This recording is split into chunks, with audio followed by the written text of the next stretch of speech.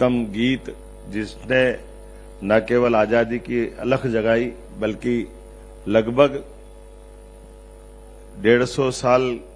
तो हमारे लिए वो जो एक तरह से मंत्र के नाते से उस 19वीं शताब्दी से शुरू हुई यात्रा गुरुवर रविंद्रनाथ टैगोर ने 1896 में उसको स्वर दे करके पुनर्स्थापित करते हुए पूरे क्रांतिकारियों सहित सबके मन में जिस संकल्प की पूर्ति की, उसको बदलते दौर में हमने सबने भगत सिंह को फांसी के फंदे पे चढ़ते देखा,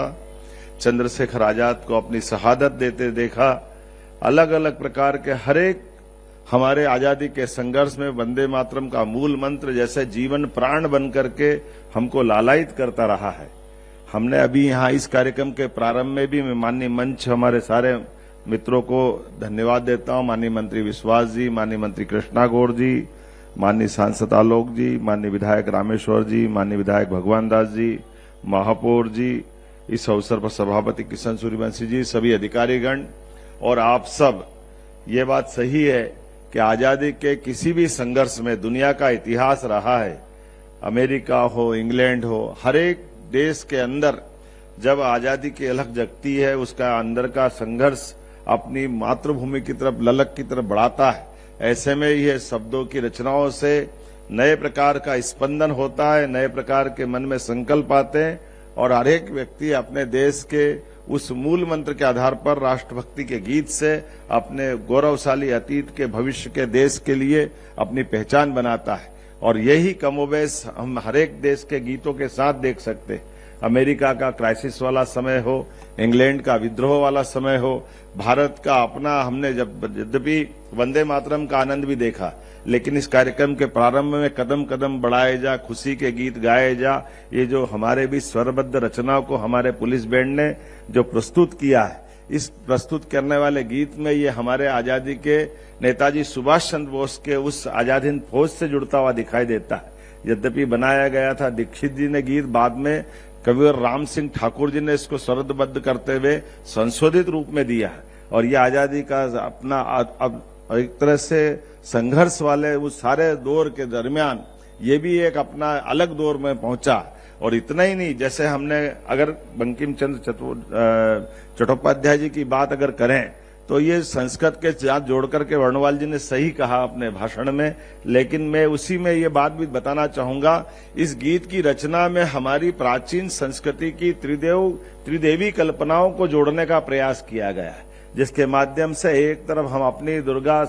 दशप्रहरण धारणी दुर्गा की ताकत से हमारे अपने अतीत के गौरवशाली पृष्ठ में हमारी अपनी सांस्कृतिक विरासत पे भी हम गर्व करते हैं। और कमला कमल दल विहारिणी, इसका मतलब महालक्ष्मी का भी स्मरण करते हुए इस गीत के माध्यम से जोड़ने का, और हमारी सांस्कृतिक विरासत में महालक्ष्मी का जो प्रताप है ये उसके प्रति भी नमन है। और वीणा जो हमने अपनी मां सरस्वती के प्रति जो इसमें कल्पना की है, कामना की है, यद्यपि चटर्जी ने इसको स्वरबद्ध करते हुए और इसकी लिपिबद्ध करते हुए आनंद मठ नामक उपन्यास के माध्यम से दुनिया के बीच इस गीत को रखने का प्रयास किया और वहां से उठा करके अंदर की जो अंतरतम भावना, ये हजारों हजार साल वाली हमारी गौरवशाली उस प्रतिष्ठित भावना का पुनर्जागरण का एक काल था, जिसके कारण से हम आज भी उस भावना के आधार पर लोग बड़े गजब है। इस मामले में भी देखना चाहिए कि हमारी ये त्रिदेवियों की कल्पना हजारों हजार साल वाली, जो समझदार है वो नादानी से चुप रह करके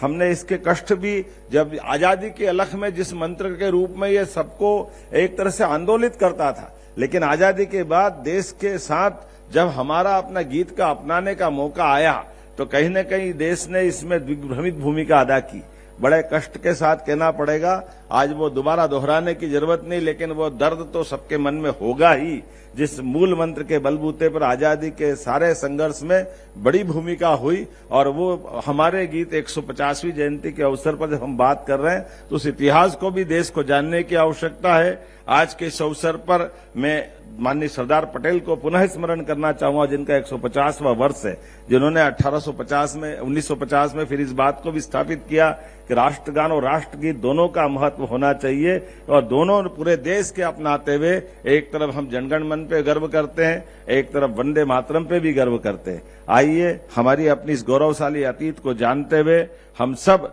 भगवान श्री राम की जननी जन्मभूमिश्च स्वर्गादपि गरीयसी, उस भाव के आधार पर वंदे मातरम का भी स्मरण रखें और हमारे अतीत के इस बहुत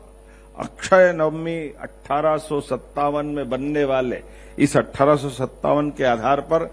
माफ करना 1875 में बनने वाले गीत को 1857 की क्रांति से भी जोड़ करके देखें, जिसके कारण से भारत ने दुनिया का सबसे बड़ा गणतंत्र दिया, भारत की गौरवशाली अतीत पे हमको गर्व करने का मौका मिला। मैं प्रधानमंत्री जी को पुनः धन्यवाद देना चाहूंगा, जिन्होंने आधुनिक तकनीकों के माध्यम से भी पूरे देश को ऐसे सारे विरासत के गर्व करने वाले मौके भी दिए। जब हम 150वीं जयंती सरदार वल्लभ भाई पटेल की मना रहे हैं, तो हम अपने वंदे मातरम पे भी गर्व करते। पूरे वर्ष के विविध कार्यक्रम जो इस 7 नवंबर से प्रारंभ होकर के 7 नवंबर 1926 तक चलेगा, 25 से प्रारंभ हुई यात्रा, जिसको अभी हम अपने 10 दिन के विविध कार्यक्रम में देखेंगे, फिर 26 जनवरी के आसपास, फिर 15 अगस्त के आसपास और वापस 7 नवंबर 1926 के आसपास 2026 के आसपास इस पे फिर वापस बचे हुए पूरे कार्यक्रम करते हुए पूरे साल की यात्रा संपन्न होगी। मेरी अपनी ओर से आज इस अवसर पर बैठे हुए सभी सज्जनों को, सभी बहनों को, पत्रकार साथियों को, आगंतुक अतिथियों को बधाई, बहुत बहुत धन्यवाद। अगर आप ये वीडियो YouTube पर देख रहे हैं तो हमारे चैनल को सब्सक्राइब कर बेल आइकन दबाएं और Facebook पर देख रहे हैं तो हमारे पेज को लाइक करें।